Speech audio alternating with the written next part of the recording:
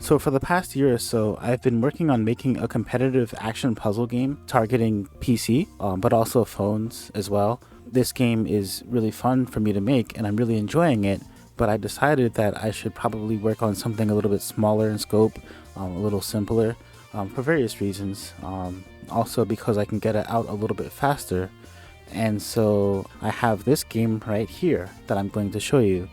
This game is basically just meant for phones. It has modes and stuff that are better for like playing on the go instead of a big PC competitive experience.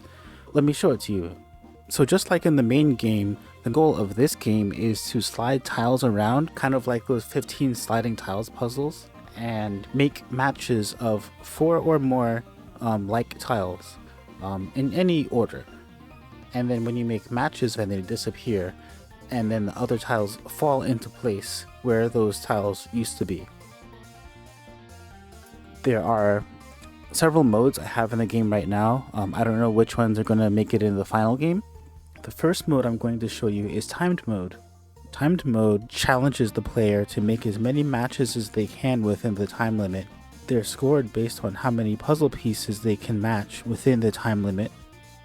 The second mode is called moves mode. Moves mode challenges the player to make as many matches as they can within a limited number of moves.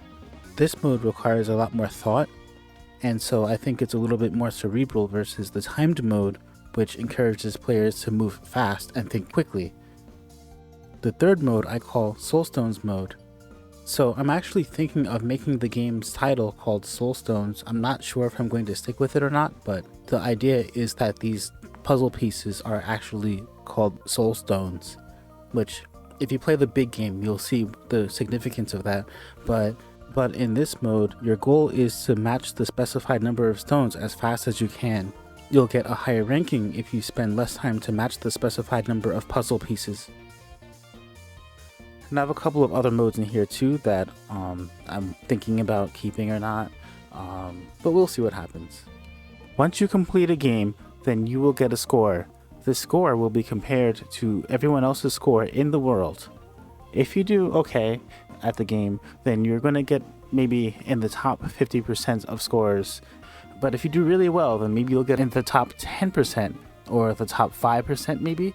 And one of the goals I have in this game is to try to encourage players to get to the top 1% of scores. So that's another thing I have in this game. I call it the percentage pyramid. I'm not going to keep that name, I think, but at the end of each game you will see it and you'll see where you rank among everyone else in the world. And I think that's a good hook for the game. So we'll see what happens.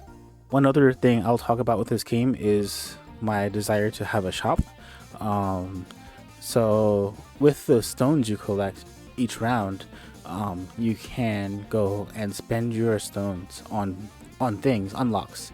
So you can unlock modes, you can unlock themes, and it's an incentive to play the game more to try and unlock everything.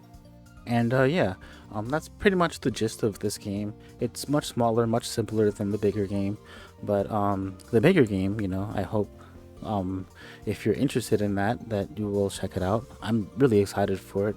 I have so many ideas for it that I'm really looking forward to completing, and I hope that I can get that out soon.